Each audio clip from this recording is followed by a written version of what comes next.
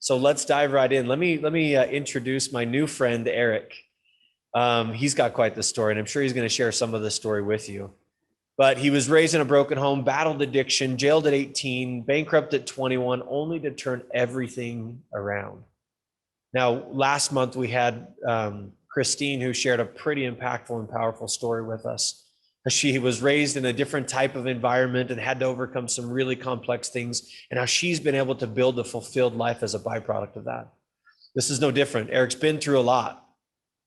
He's been through a lot of different complexities. He started 2 different podcasts now.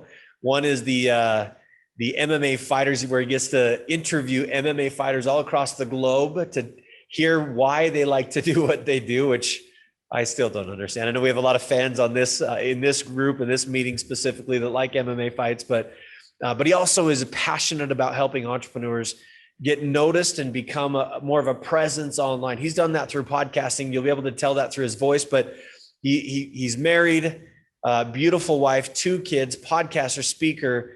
I just recently saw that he was voted one of the top 5 entrepreneurs in the northern side of the state. And I don't know, Erik, you'll have to jump in and tell me if that's the whole state, but in the northern side of the state, huge recognition for him, cheering him on every single step of the way. So let me introduce my friend. I'm going to stop sharing here, my friend.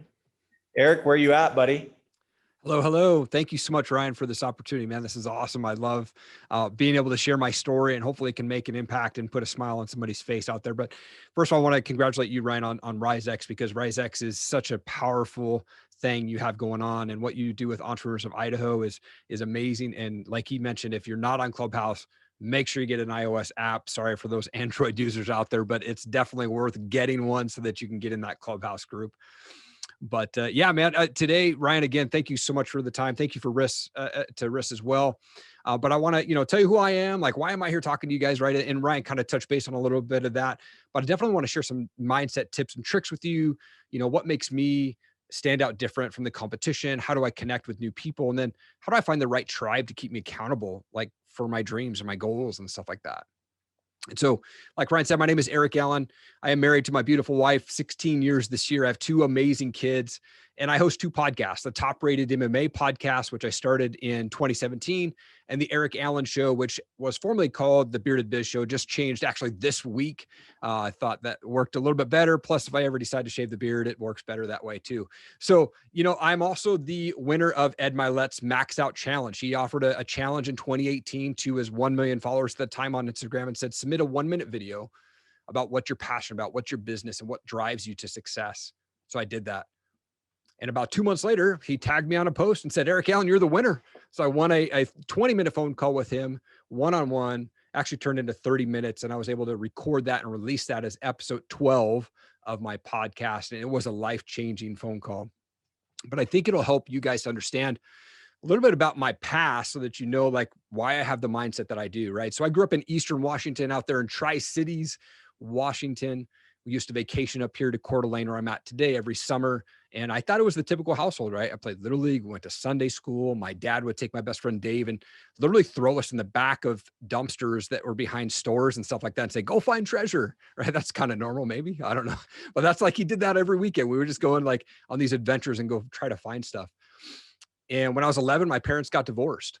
And the middle of my 8th grade year, my mom and her then boyfriend, who was very abusive physically to her, he was an alcoholic, decided to move us to Montana. So we went up to Stevensville, Montana, population 1,200 at the time, 5 acres, 3-bedroom house, and 2 ponds. Well, sounds nice, right? But you get up there and you go, okay, 3 bedrooms, 1 for them, 1 for my half brother, and 1 for my sister. And they go, Erik, you get to stay out in the garage. And I don't know if you've ever been in Montana during the winter, but it gets pretty dang cold. I had a fireplace on my side of the garage, so that was kind of nice, but it was literally a black plastic tarp at the foot of my bed that separated my room to the cars that would pull into the garage.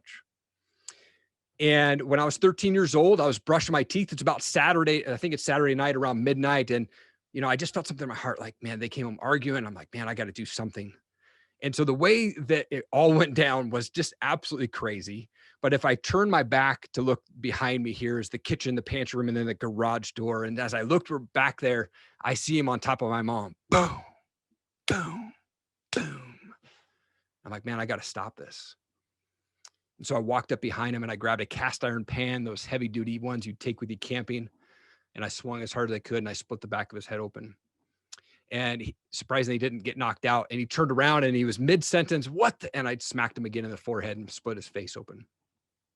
And still didn't knock him out. But in that second time I threw that swing, I'd fallen over. And I remember him standing on top of me, like over me, yelling. And my mom comes out of nowhere and throws a bunch of punches to his face and blood splats on the wall. And it was pretty insane. The cops came, took him away for the night. My mom never pressed charges. Never did. And after that, I got kicked out. So I had about 3 months left of my freshman year and just lived with friends, for the rest of the year. And then I moved back to Tri-Cities with my dad, and he rented a house for us. He would put $20 in a cup, and he'd fill the freezer with Hunger Man meals and put cereal and milk in the fridge and say, all right, there you go. And then he'd go stay with his girlfriend. So I had no accountability. I had no mentorship, basically raised myself at 14. And so I got really into drugs and drinking at a very early age. And when I was 18 years old, I got arrested for having a bong. Ironically enough, it's legal in the state of Washington now, but it wasn't at the time. So I had to put on the black and white chain gang outfit and spend the night in Dayton County Jail. And then no one ever told me about money and saving money and things like that. So I was out, I got a hold of a Sears credit card, and I was like, oh, I could buy a camcorder and record my buddies skateboarding. $1,200, boom. And then I was like, oh, that's easy. I don't even have to pay for this thing. Right. So I just kept getting all these credit cards. And by the time I'm 21 years old, I'm $28,000 in debt. And I was borrowing money from Money Tree to pay cash advance, and then vice versa. Right. And so I had to file bankruptcy. So really just lost and battled addictions, being in the music business for a couple of years, 175 plus concerts over 2 years. And then in 2004, I decided to get some help. I had to make a change because I was going down the wrong path. And, how did I, pay for all my bills throughout those years? Like, I did sales. I did anything that I could. I did, sales of tuxedos. I worked at Blockbuster. I was a maid at a hotel for one day before I got fired because I couldn't make the bed right. True story. Very, very interesting, time there. But like, I was never good at selling, but I'm excellent at networking and building relationships. I'm fascinated with people's stories. And if you ask the right questions, then anybody that does sales or an entrepreneur, we know that if we ask the right questions, they're going to tell us what they need to hear, and then we can get that sale. Right. And so I selfishly started my podcast because I really wanted to know why MMA fighters want to get into a cage and get punched in the face. And it's very similar to entrepreneurship, right? Like, why do we want to get into the virtual cage and get punched in the face all the time with all the no's or rejections and things like that too, right? And so I wanted to start my podcast because I wanted to genuinely have a conversation with guys like Ed Milet and Bedros Keuilian and Bradley and, Ryan Stewman, all these guys. But then as I had these conversations with these guys, I'm like, man, I got to impact the world. I got to share this. This is so good. And so that's when I started the Erik Allen Show, or Bearded Biz Show, back in January 2019. And every Friday that comes out, and every Saturday Top Rated MMA Show comes out. But to get away from the past, I had to have the right mindset. I had to make some changes in my mind, and physically, I had to do that as well. So I have a morning routine that I stick to, and I have to be consistent with it. For about 10 years now, I've woken up at 4 a.m., 6 days a week, and I get up and I stick to that. And one thing that I really take to heart every single morning is we are never guaranteed tomorrow.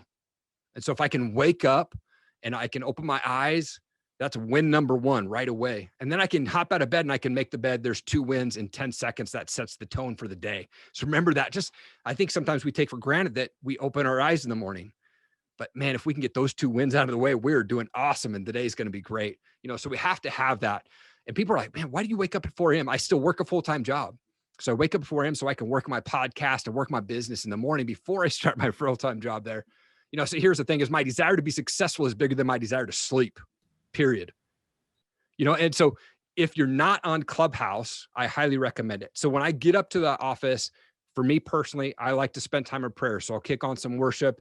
I will verbally out loud just be praying to God, like, thank you for my wife. Thank you for my kids and health, and, blessing us so much.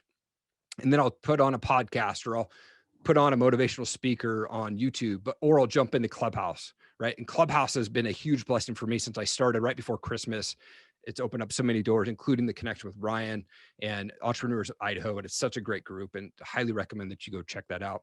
But a couple of resources I wanted to share with you that can really help with your mindset. Number one, Ed Milet's book called Max Out. You can get it for free. If you just Google Ed Milet Max Out book free, there's a link. I think you pay $8 for shipping. And then Perfect Day Formula by Craig Ballantyne. He had a follow-up called Perfect Week Formula. He talks about time blocking. Obviously guys like Les Brown, Inky Johnson, Tony Robbins, Dr. Greg Reid, who wrote the book 3 Feet from Gold, all amazing people. Highly recommend that you check them out.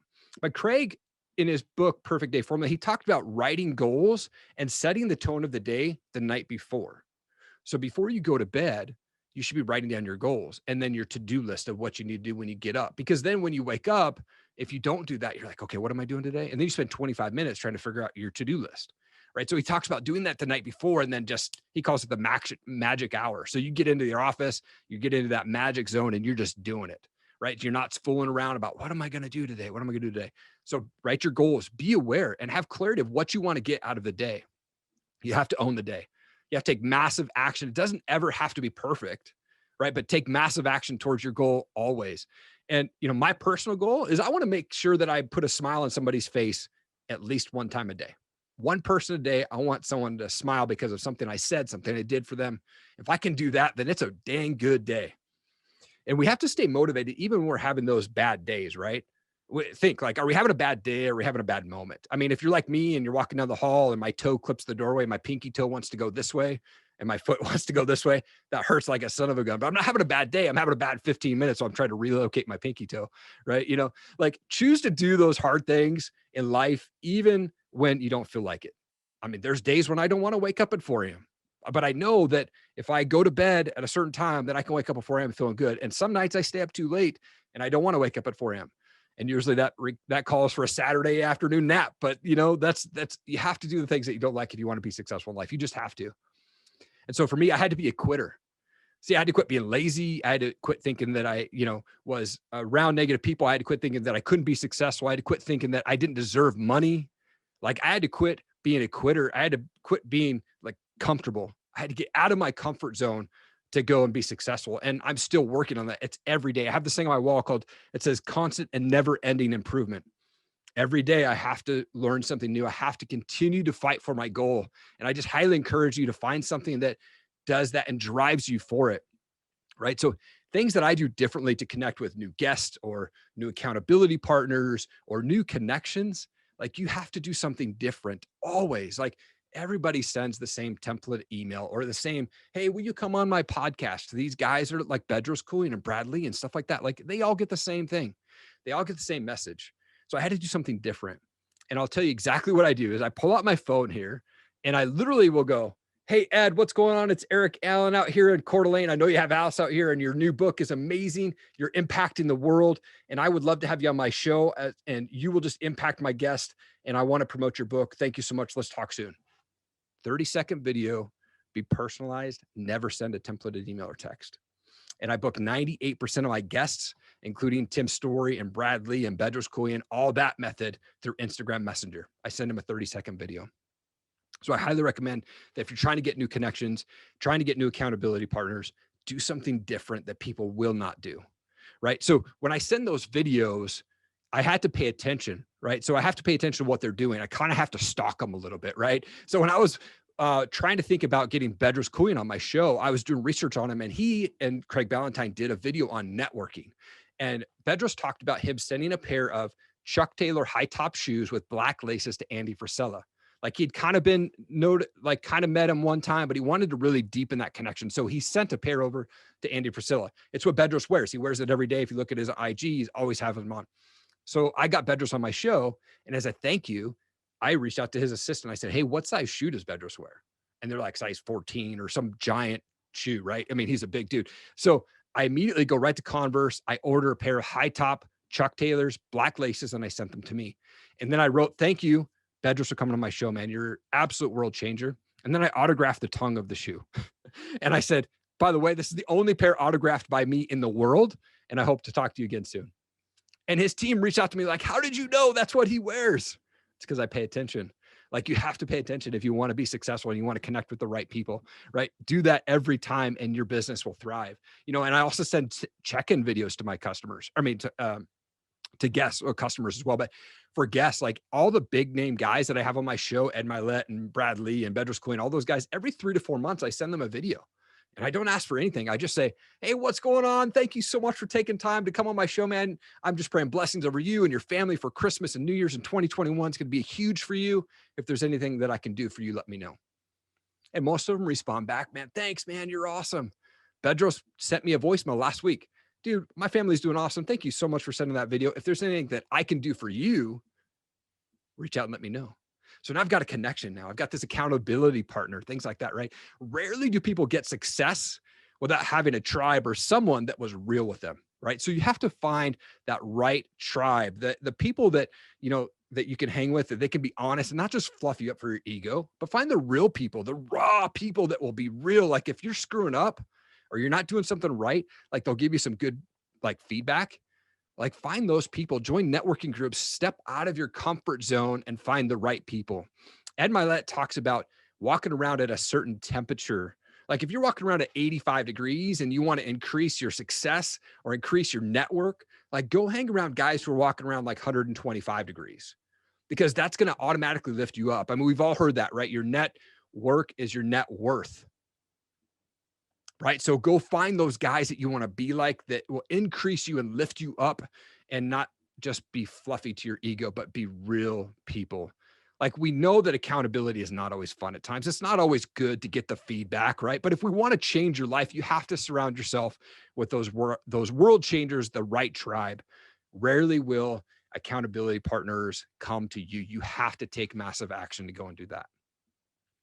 You know, just to kind of touch base on reviewing a little bit. So mindset, right? That's going to be starting your day. So be consistent with this, whatever that is. If you're a night person, find a night routine. If you're a morning routine or morning person, then find that routine that works best for you. Like be different, think outside of the box. If you're looking for accountability partners, step out of your comfort zone, go to those networking groups, find that routine that sticks or that works for you, and then stick with it. And then find that right tribe. In order to be successful in business and life, man, you have to be genuine, you have to be authentic, and you have to do what you say you're going to do always. Never be late. I'm big on that. Never be late. And I just want to say thank you to Ryan and Riz and the entire RizeX team for allowing me to come and spend a little bit of time with you today. My name's Erik Allen. You can check me out on erikallenmedia.com. I'm always open to connecting with new people. Please check me out on Instagram. Shoot me a DM. I would love to connect with you guys. Ryan, back to you, man. Oh man, that was so good. So good. You know, it's interesting. I don't know if we've had a RizeX presentation like this. So it's pretty powerful, pretty impactful to hear your story, where you've come from, the type of content that you shared in terms of networking and connecting and building that tribe of people. I mean, that's what we continuously try to do here. So I know, Erik, I'm super grateful for you spending a little bit of time with us. I know you're on the clock a little bit here, so you're welcome to jump off whenever you want. You're welcome to stick around for a little bit as we dive into some of our deep dive conversations. But, you know, there's one question I want to ask you before you part from us, and we're going to have some deep dive. We're going to continue recording this so that when we can send this to you, you can utilize the content. And then we can bring it back as well. But one question that I have, you know, you've been through a lot of different experiences. You've shared a lot of different mindset changes as a byproduct of some of those moments that were life-changing and that really made an impact in your life. The one question that I have, and I ask this of a lot of different entrepreneurs, if you went back 10 years, 15 years, 20 years, with the experiences that you've had and where you are today, would you do it again? Or would you change anything? Of course, there'd probably be things that I would change, but I think, you know, life happens for us, not to us, like Ed Milet says, you know, and I think that had my life been different and had I had this perfect life and you not been in jail, and trust me, I never want to go back there again. Like, you know, like had I not experienced that, I would definitely not be the person that I am today. Yeah. So good. You know, it's funny. It's interesting, right? Because we all have those different experiences personally that impact not only our own mindset, but they impact the businesses that we run. They impact the people that we manage, the people that we teach and train, and those that we mentor in our lives. And so I'm just super grateful for you spending a little bit of time with us today and giving us some of your insights in terms of what life looks like and looked like for you. And more importantly, the mindset shift that you've had. And, you know, I mentioned this a little bit earlier, but I'm just such a huge believer that it's our decisions, not our circumstances, that determine our destiny, right? Life happens for us, not to us. It's our decisions, not our circumstances, that determine our destiny. And, today's going to be an interesting dialogue. We're going to deep dive into some groups right here in just a minute. We're going to talk about some of these things. But I just want to thank you again for coming on with us today, sharing your story with us. We got to have you back, my friend. It's so good to have you with us and spend that time. And hopefully, I know you're going to be on with us just for a few minutes on Clubhouse, but we'll be seeing you a little bit later on today. So thanks for your time, buddy. Appreciate you. Thank you so much, Ryan. Really appreciate the opportunity. Have a great day, everyone.